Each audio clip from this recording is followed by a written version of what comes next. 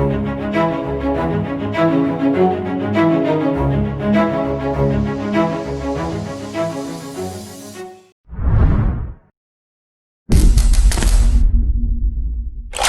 zone appropriate greeting to you and welcome back to the channel. Today I've got the privilege to interview a man who is a pillar of the 30k scene in the UK and a 30k podcasting legend whose hobby positivity comes across in ones and zeros and Space Wolf pelts. Welcome, Greg Dann. Hello. I'm sure those a pillar could easily be changed, and certainly a legend could easily be changed depending on who's listening to this. But thank you for a very nice intro there. So, Greg, how did you get into the hobby of tabletop wargaming? For me, I think it was always there, even though I didn't know it. So I distinctly remember at primary school, my friend's older brother had an Empire army with steam tanks, Griffin. I can't remember the Knights of the Blazing Sun, loads of stuff. And this is back in the late 80s, well, late 80s. So not cheap back then. And I was always hooked on looking at stuff like that. Advanced Hero Quest. There was a bit of Battle Masters, for those who remember that. It was a classic game. But it wasn't till secondary school, the group I fell into there in the first weeks, they had White Dwarfs on a trip somewhere. I was just started reading them, and then it was really in the mid-90s. It was Blood Bowl and Necromunda and Man O' War. Anything that came in a box that cost 40 to 50 quid, which I could get for a combined birthday Christmas present. That was me hooked. I think read The Hobbit and Lord of the Rings, and I was the kind of kid who was always going to love space soldiers with lasers and things like that. So nice and simple one. What sort of hobbyist are you? A painter, collector, gamer, or a bit of a mix?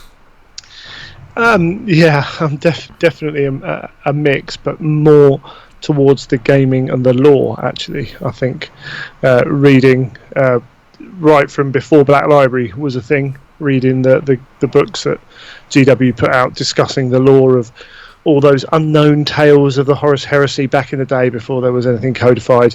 I do paint my own models generally, but it's more because I have that annoying thing where I want to paint them and don't want someone else to do it without necessarily enjoying it. I think we're all collectors a little bit, and that's something I fight against, is that collecting bug, because it's too easy to own far too many models, should I say, as my wife will tell you if you ever ask her. Yeah, collecting hoarding is a bit of a grey area, isn't it? Yep, and over the last, I would say 5 or 6 years particularly, I've learned to move stuff on. I still occasionally I bought Warcry, and I would want to play it, but realistically it's not going to get played in my gaming area, my group, and therefore it's going to move down the list of painting. So I bought it. I will sell it at a loss, but if I'm not going to play it, free that money up to buy something I will use, kind of thing. Yeah, I'm pretty much the same. I decided to only buy once I've sold. So I basically purged my father's attic, because I used to work away a lot, and then I go on eBay, and then I'll get stuff sent to his house and my wife wouldn't find it, and I spent 3 weeks at my dad's loft basically purging all my hobby. And it's good because it turned around, it paid for the new Space Marine Indomitus box set and a 3D printer. So yeah, absolutely. I know that things like I worked for GW briefly just before they moved from key timers to part timers, and I lost my job because of that. But I joined for the discount, the old metal discount, and I bought a lot of stuff. So a couple of years ago, when I sold my Battlefleet Gothic toys, I made a lot more money than I spent on them. So I'm old enough to have things like, I had the old metal Wolfen that I bought, was given some of them, and bought some of them on weight. So all those things where actually some of the prices went up, which is not always the case. Most people know you as a 30k player, but do you play other systems? Yeah, so weirdly, I would actually say I've still probably got most friends in the Age of Sigmar community from back when I used to play Warhammer Fantasy a lot. I used to go to a lot of Warhammer Fantasy events, and wouldn't necessarily say I was a great player, but I'd do well enough, and made a lot of friends from that. So I do play Heresy, Age of Sigmar, 40k, bit of Blood Bowl, bit of Necromunda, Adeptus Titanicus, definitely into that. And I will throw my hands at a few others. I'm dreading the Old World coming out because that's not something I need to go and spend lots of money on. And if they ever do Battlefleet Gothic or a version of it again, I'm resisting the urge to go and play the classic version again. But if they revamp it, that's going to be tricky. Oh, I've got a load of Lord of the Rings up there as well, which I need to get out more often. Keep forgetting about those. But that's I think we'll stop there. What advice would you give someone just getting into the hobby now, or maybe your younger self, now you've been in a while? I think this is becoming a bit more of a common theme that I've seen people talk about, or being open about it. Do the bits of the hobby that you enjoy. So if you don't like painting, there's an element of if you're going to go to places, and there's an element of the hobby, there is a certain amount of painting. If you don't want to do it, you can pay for someone to do it, or you can do it just to the standard they need to be to put on the table. You don't have to be, winning golden demons to have a painted army.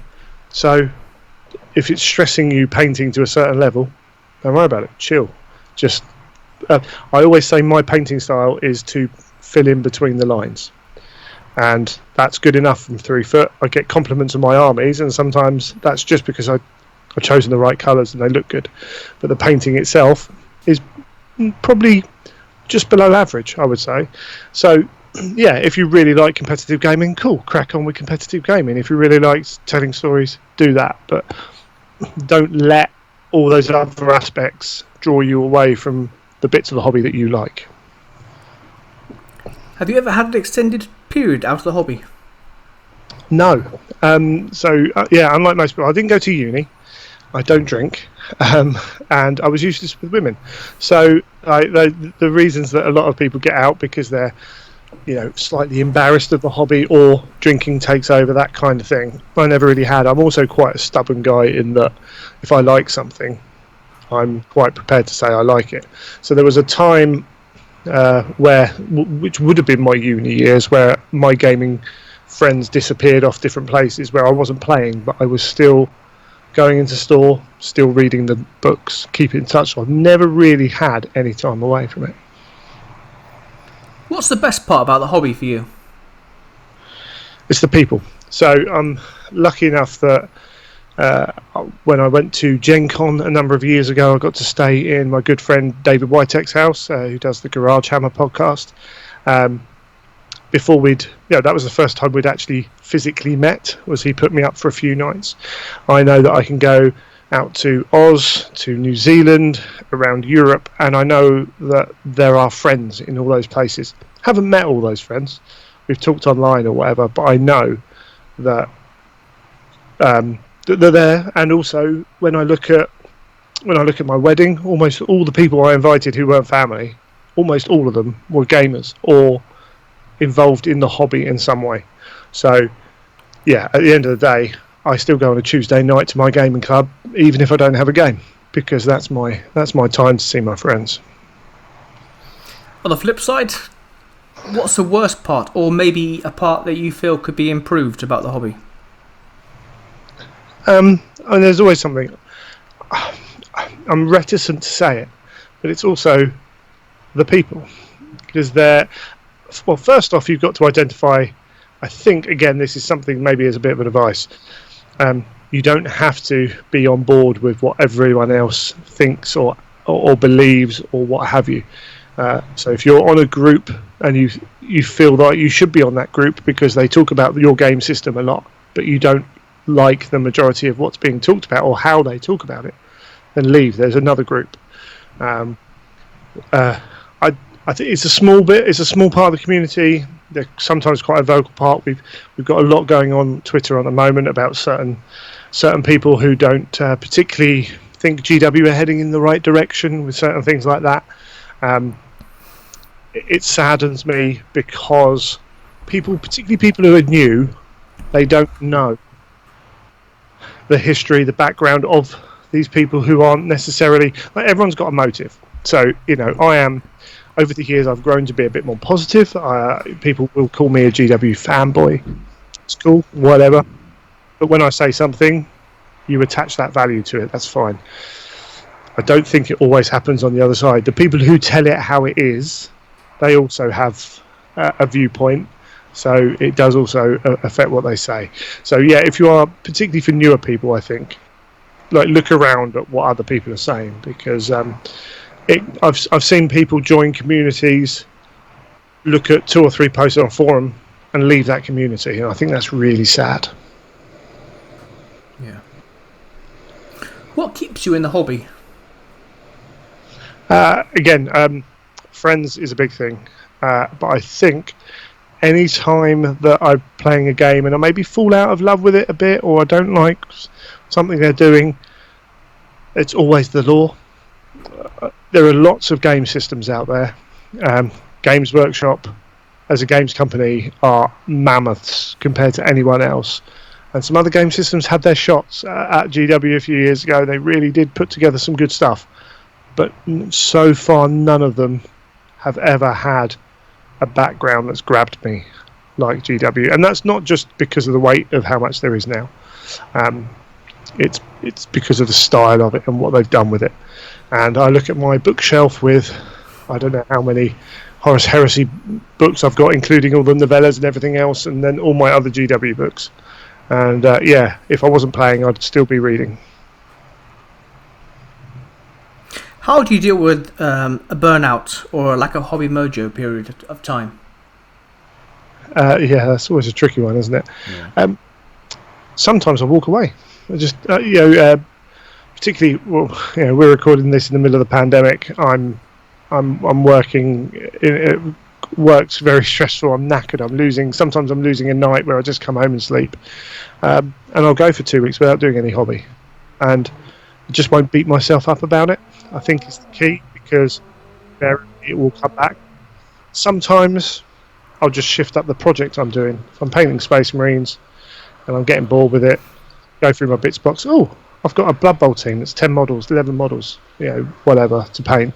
Crack on. It's an achievable thing to do, which maybe kickstart it. Or, let's say painting and hobbying are only one part of the or 2 parts of the whole puzzle. I can go and read or play a game, and usually within a short amount of time, I'll be back on the must get stuff painted feeling. Has anyone inspired your hobby style or life? That's a good question. Specifics, I'm not sure. I've picked up bits and pieces from lots of different people. So, specifics. I'm trying to think of. So I'll tell you one thing, I listen to a lot of podcasts at the moment, and for quite a lot of my life I've been a driver, or I've had a lot of time to listen to podcasts. So a podcast like The Independent Characters, which is absolutely fantastic, with a positive tone, and also a welcoming and accepting approach to all aspects of GW and beyond. And I think there's definitely an element there. Oh yeah, I'd probably say Carl and the guys from that, in that reinforcement of hobby the way you want to hobby. You can be critical, but there's no reason to be rude or nasty, and always look for that thing. And if you're not feeling it, step away from it. So I'd probably go with them. But there's little bits from lots of different people. Some who work for GW, some who just walked in the club and maybe aren't there anymore. And Twitter, Facebook, and Instagram. Lots of people on there as well, where you pick up little bits of stuff, and it all goes into the melding pot, I think. What projects are you working on at the moment? Oh, too many. Far too many. Primaris. Some Primaris Space Wolves, a Space Wolves successor chapter, because I heard rumblings about Primaris about 6 months before 40k got redone, and I started to sell all my mini marines then. I'll keep them for Heresy. So yeah, I've got a lot of painting to do there. I've got a Demons of the Runestorm army, which I dropped quite a lot of money on, built it all, and have painted about 2 models. A bit more than that, about 4 models. And Adeptus Titanicus. I've got a half-built Titans. I've got. I dread to think how many points of Space Wolf, 30k Space Wolves I have, which I'm still trying to find that perfect scheme for before I really go to town on them. And then I look over at the Custodes Talons of the Emperor pile of to be dones as well. So yeah, there's plenty there. And a couple that I've shifted out. So my best friend Dan is painting my Sylvaneth for me, because that was one where I just went, you know what, don't want to paint it. Yeah, there's too much. I've got a load of knights as well. They need to get painted at some point. Yeah, we won't talk too much more about that. Oh, my ogres, yeah, got some of those contrast paints. Amazing. Yeah. I'm going to be doing my ogres in contrast paints. So all these projects, do you plan them out? Do you plan to a list, or do you just get sucked into buying what's cool? Yeah, it's always what's cool. So when I used to play Warhammer a lot, I was going to tournaments all the time, and I was looking at doing well in tournaments, and therefore I was always looking at what's good and what have you. Now I'm still that. I don't think that ever leaves you if you're a tournament gamer. So I still play hard. I still try and win, but I don't build lists to try and win anymore. I build lists that will engage on both sides. So it's one of those things. With my 30k Space Wolves, I will own the world. I just, yeah, if it's there, I will. I see a good deal on Heresy Trading on Facebook is a dangerous place to view. Every now and then I'll just pick something up for them. When it comes to something like my Demons of the Runestorm, actually I did build towards a list, but I know I will expand it once that's up and running. But yeah, I'm always fighting that collecting urge, I think. If your budget was unlimited, but you could only buy one army, what would it be? I think you have to be savvy with that because I want to play everything. I think it would have to be a demon army because I could at least play Heresy, Age of Sigmar, and 40k with it. So it would probably be a Khorne or a Zinch demon army, or maybe a mix of both. I think that would be it, and it would never stop growing. What do you hope to improve about your hobbying in the future? I'd love to get quicker at painting. I literally am slower than most people at getting paint from the paint pot onto models. I literally watched my friend do it and realised he's twice as quick as me. I've reached a point where, as I say, I'm happy enough with how I paint. To be honest, I'm not a fan of putting resin models together anymore, that kind of thing. And I'm quite happy to say to someone, if I chuck you a tenner, will you build that model for me? So in terms of hobbying, yeah, I think just trying to get a little bit quicker, but also not being disheartened if I'm not painting like my good friend Neil Hollis, who's won a Slayer sword, because I'm not prepared to put 40, 60 hours into a model, that kind of thing. And welcome back with part B, which is now more focused towards yourself, Greg. Podcasting. We all know you mainly from the Imperial Truth, one of the stables of the 30k podcasting, but your origins were on the After Ullanor podcast. How did both podcastings come about?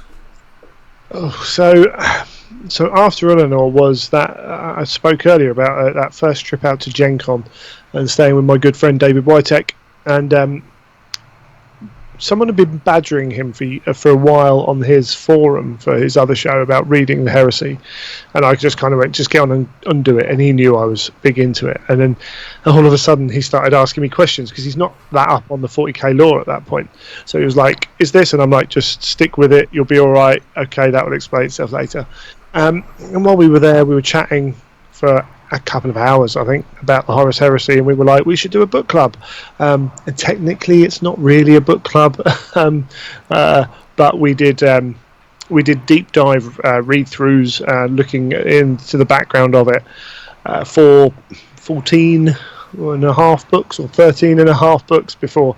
Unfortunately, it was just too much for us with international time zones and everything else. But I haven't seen anyone else do something similar yet. I've seen book clubs and I've seen people review stuff, but it holds a bit of a special place in my heart, and it's a bit of a shame that we had to stop. And I know that it went down well. It was pretty amazing, actually. My first Adepticon, someone randomly coming up and saying, "Hey, are you Greg Dann?" just from my voice. That was the first time that ever really happened, which, for a silly little book club-esque podcast was quite surprising. And then from there, Imperial Truth, I was thinking, so anyone who does a podcast has a bit of an ego. Yeah, I think you have to think that people want to listen to you. And I was looking for a way to talk about gaming. I was looking at doing a Warhammer podcast for a while, and none of my friends were really the right people to do it with. And then Heresy came out, and no one was podcasting about it. And so after a while, after a long time of looking into how to make a podcast, I thought, stuff it, let's do it. And I think it was about 4 or 5 months before anyone else jumped on. And it's been a few years, since, and it's still plodding along. Does having to maintain an expected schedule affect your enjoyment you get out of making the podcast? Yes, big time. So something I've struggled with lots and lots, not just the schedule either. I think the quality of the podcast, and I think it's fair to say that the Imperial Truth has gone up and down on the quality scale randomly between episodes. But for a while there, so I've recently gone down from 2 episodes a month down to 1 episode a month because I was running out of time, and essentially a 2-week treadmill of getting content out when it was me pushing the show, even when I had Neil on as a regular regular co-host. He wasn't providing a huge amount of content outside of the bits of painting he did. I'm not the most organised guy, it did. So I pulled back, partly because I then started another podcast, an Adeptus Titanicus podcast called Full Stride. But I did that on the proviso that the person I got involved, Matt, he's very good, but he will go and research topics. And so sometimes I can go, I can't do anything this show. You research it, we'll talk. But yeah, I think, I'm not complaining, but, it was a strain at various points.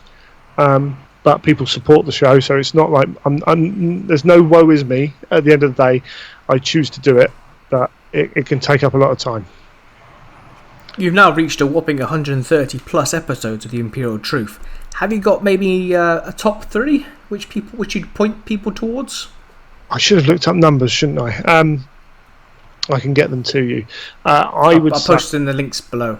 I don't know where I'm pointing, but I would say possibly the best thing I do is interviews. This is me talking. Other people might disagree.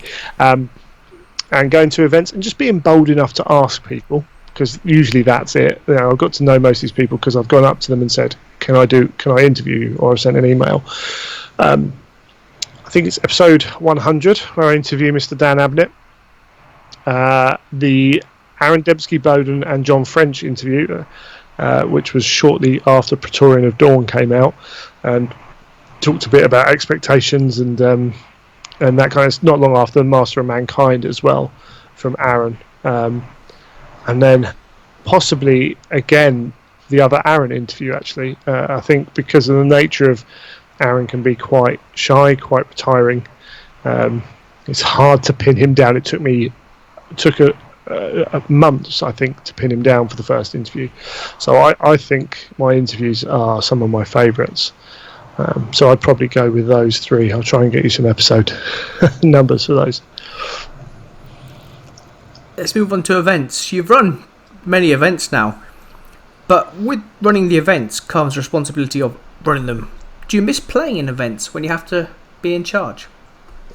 Yes, I do miss playing. More, not necessarily on that day. It's more when I'm trying to work out how many weekends I've got to go away, and because I play Age of Sigmar as well, and like to go to Age of Sigmar events, obviously that really limits how much how many Heresy events and how many Age of Sigmar events I can go to. But saying that, I really enjoy running events. Again, although I'm not the most organised person, so that does put a bit of stress on me. So luckily my wife's come along to a couple and done some of the organising and shouting at me.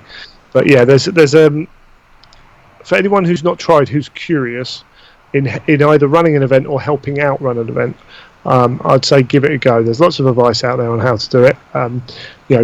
Offering to help someone is a really good way of getting into it, but they can be a lot of fun. Have you got one wish that players could do before coming to an event? Maybe it's read the rules pack or printed army lists. It's all covered by read the rules pack. Everything. So my wife thinks I'm rude because a number of times someone will come up and say, Greg, what time's this break? And my answer will almost invariably be, it's in the rules pack.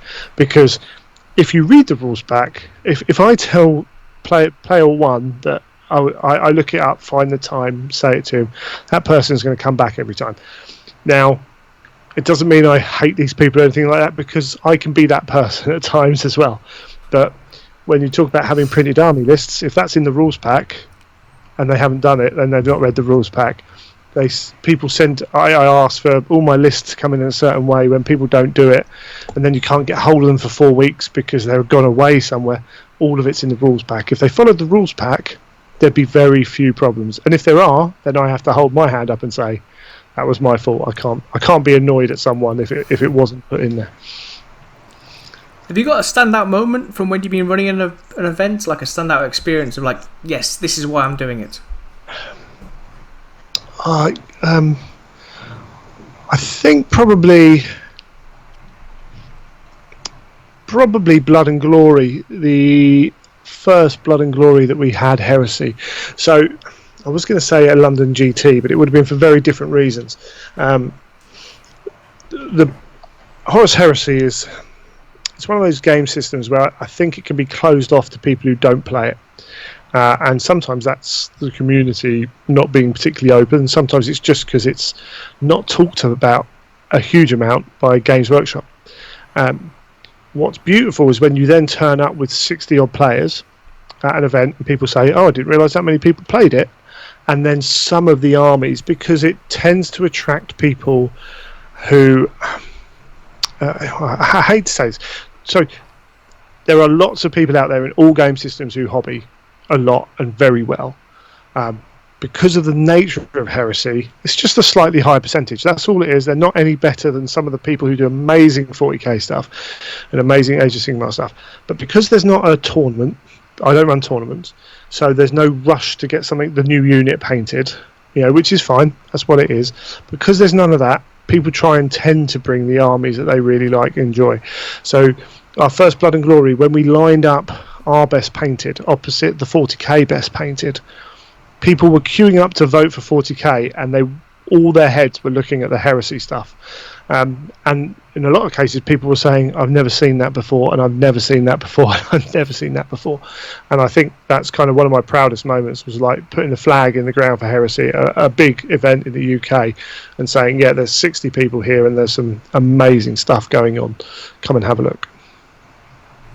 Have you got a favourite army you've seen at an event, or maybe one that's turned your head to thinking, oh, maybe I could give my go at that army? There's far too many of those armies to mention. There's always a threat that you want to start a new force. As for a favourite army, there's been a couple, I suppose.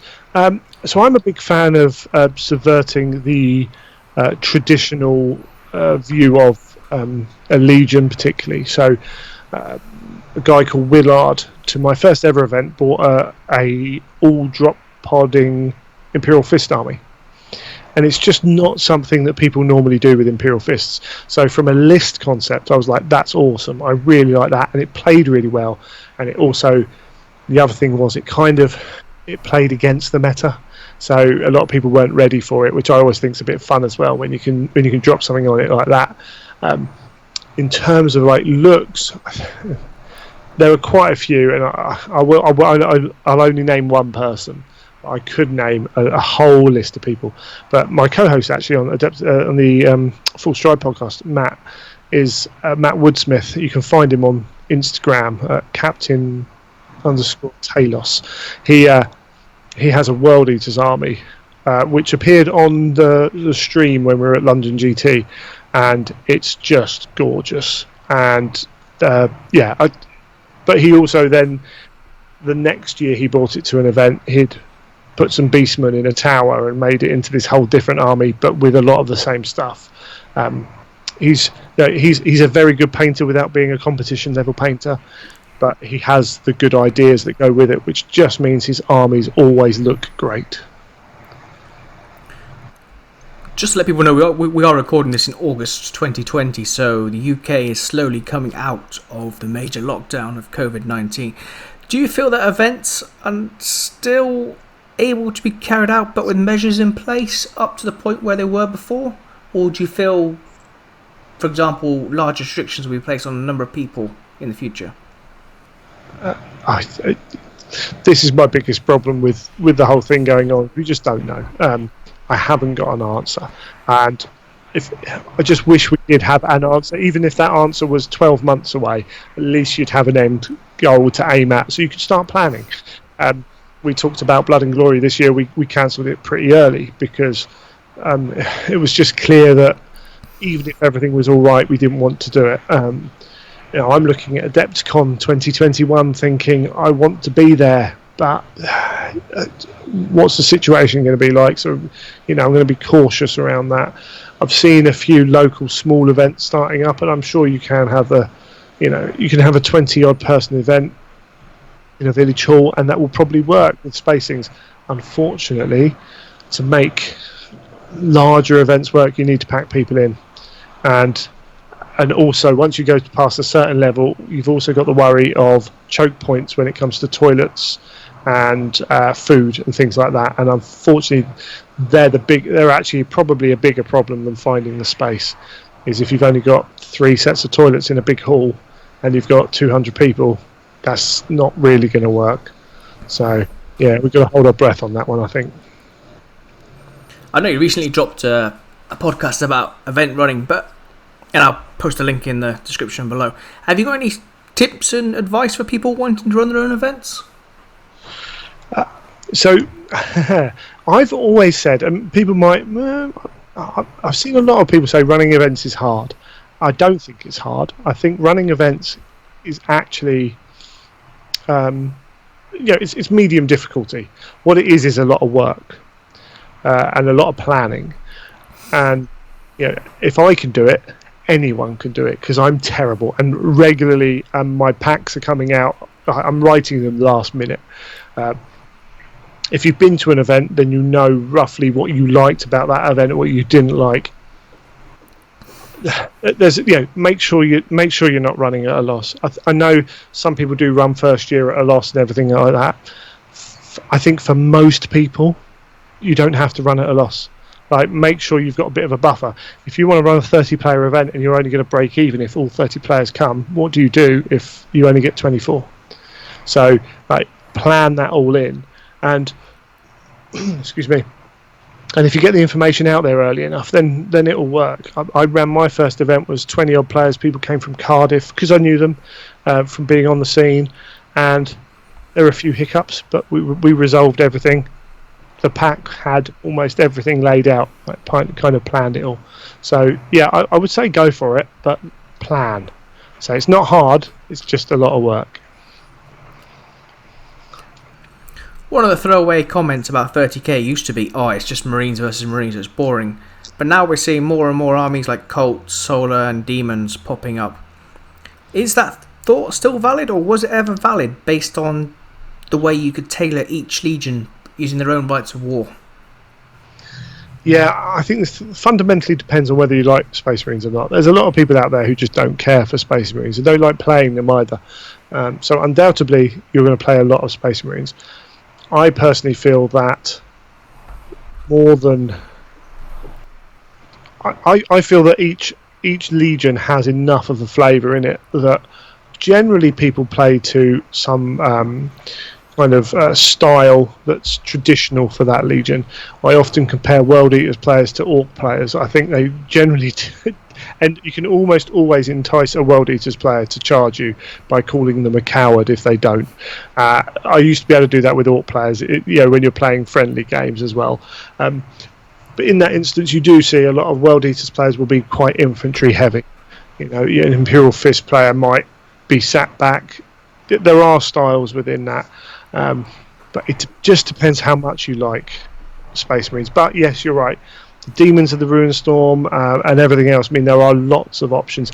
Even playing Space Marines, you can go tanks. The amount of rights of war that are out there mean you can have lots of tanks, you can have lots of infantry, you can have lots of Terminators, you can have lots of Jetpacks, and they do all fundamentally change the way the game plays. Have you got a favourite unit in the game? I mean, there's so many units now. The game's expanded and expanded and expanded so much, but although I've sold most of my Mechanicum, I loved playing with my Ursarak. So for those who aren't aware, these are cybernetic constructs who they're only about as big as a Terminator, but they've got jetpacks and they've got they can have power fists, and they can just wail on stuff. They were always just so much fun to use, and every now and then, like I charged them into my mate's Warhound Titan and took it down in one round of combat. That doesn't always work, but when it does work, it's beautiful. And it's just one of those units where everyone was like, "Oh, I need to kill them. I need to kill them." They're always fun units. Have you got a unit in the game which you wish could be given a little bit of a rules bump to maybe fit the fluff of the unit based on the books? I think there's quite a lot of that GW could that the Forge World could do. Age of Darkness team, whatever they're called now, could do across little bits and pieces.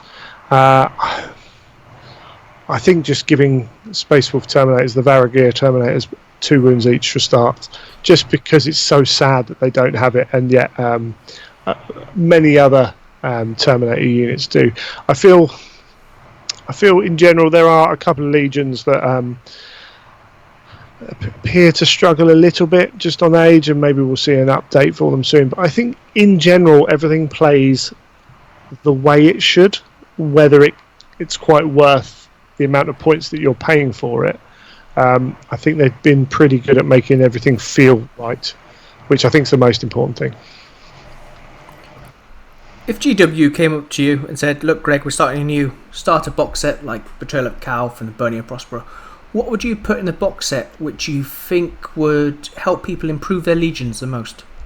I see, yeah, because this could be taken two ways. It's what should be in a new plastic starter set, and what I want in the plastic new starter set. They're very different things.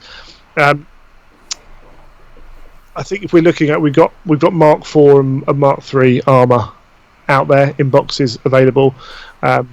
Some people will shout for Mark II. I think Mark V would be really good to have in a plastic set that can then go on and become a box to sell. I think jet bikes. So even if it's just 3, like the cost of them from GW from Forge World is not cheap at all. If they could put plastic jet bikes out, they would sell a lot. Whether I don't know how the money works. I'm not in Forge World, and I can't sit back there and do the sums for them. But jet bikes would allow a lot of opening up of that kind of thing. Beyond that, I suppose, I mean, the problem is we've already got so much stuff that how specific to people go is one part of the problem. I think maybe you have Marines on one side and then you have something like Demons on the other side, and then it becomes a little bit of an easier get in then. I mean, they could update a Rhino and have a plastic Rhino in a starter, something like that. And characters, any 2 characters, they can be changed a lot of different ways, but if you could put a librarian or something in like that, a 30k themed librarian would be pretty cool. But yeah, I mean, if it was my way, I think I'd have some Sisters of Silence in there with their jet bikes, which I desperately want them to release. And yeah, I mean, Custodes wouldn't be a bad shout actually. A Custodes force, because then you've got that attraction for 40k players as well, which is never a bad thing. Particularly now the game's changed, we need a way to invite more people into play across from 40k. So some jet bikes, a Rhino, some Mark 5 dudes, maybe some heavy weapons, or we've got some other options. Yeah, something like that, I think, versus some Custodes. So I don't know which Legion you would represent with that, but I'm sure you can have fun. Okay. I personally would love to see a plastic Sakaran. Yes, yeah. I mean, I don't think I'd ever put one in the starter set. No. But if the Sakaran went plastic, and if they made 40k rules to make it, work to the point where people would consider buying it, I think they would just sell so many of them that then we wouldn't have to buy resin ones, and that would be amazing. Yeah, I mean, let's push it even further. Get rid of the Rhino. Let's have a new Sakaran variant which carries troops. There we go. Yeah. 5 troops. Yeah, if we're going to go right into the realms of wish listing, a new Sakaran variant, bosh. Wish listing for me, Mark IV plastic assault marines. Yeah. Oh, yeah, yes. Jetpack. Yeah. Whatever you have in there, have jetpacks. So, yeah, some Mark 5 dudes, some Mark whatever with jetpacks, 3 jet bikes, and a new Sakaran variant, bosh. And then all of a sudden, everyone who already owns Marines will be buying it anyway. Yeah. You're obviously a big fan of Black Library books. If someone came to you and said, I'm a bit heresy curious still, what 3 books would you give them to read first? Is it the 3 starter books, or would you give them a mix throughout the whole series? Oh, that is tricky. I think it's almost, if they're heresy curious and they don't know a lot, I think you have to start with the opening trilogy. I'm not the biggest fan of Galaxy in Flames. I think it's an okay book, but just because it's a complete story and it sets everything up, I was sitting there thinking, there are some shorts, but a lot of them depend on you having an understanding of a little bit of the heresy. I think there are some amazing shorts out there, but yeah, I think it's those 3 if you're starting off. I'm a big fan of reading the books in the order that they're released in as well, because that's the order they were written in, so that any spoilers, like most of the spoilers, don't happen in that way. But yeah, I'd say start with the first 3. I think Horus Rising's like phenomenal, so you can't go far wrong with that, and then you might as well finish off that story. So Greg, winding up now, where can people find you on the internet? So we have Facebook sites for Full Stride and for the Imperial Truth. I'm on Twitter at Imperial_Truth and Full Stride Pod as well. I'm on Twitter at Child of Fang, and then I'm on Instagram at Child of Fang as well.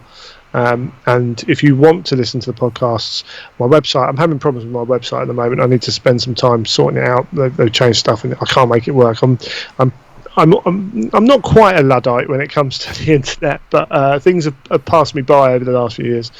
But you can find, if you've got any kind of pod catching device, any kind of whatever you listen to your podcasts on your phone or wherever, you can also get those podcasts. Okay, this is the final question which I ask everyone, and it's had some funny results so far. Does pineapple belong on pizza? So here's where people get really put off me. I don't like cheese and I don't like tomatoes, so I don't really eat pizza. So I don't care, because it has no relevance to me whatsoever. In all honesty, even if I had a pizza with pineapple on, I wouldn't mind it being cooked on there, but I'd probably pick it off. That's brilliant, Greg Dann. Thank you very much for joining us tonight. Thank you for having me. Wonderful. So again, a massive thank you to Greg for taking part, and a massive thank you to you, the listener, viewer, for taking time to listen to this interview that I've done. There's plenty more from Season 1 which are available, and Season 2 is well on the way, and I hope you're enjoying both of them. Again, a sub is appreciated. Any other interviews with people, leave a suggestion down below and I can try and work some magic. Thanks so much. Take care.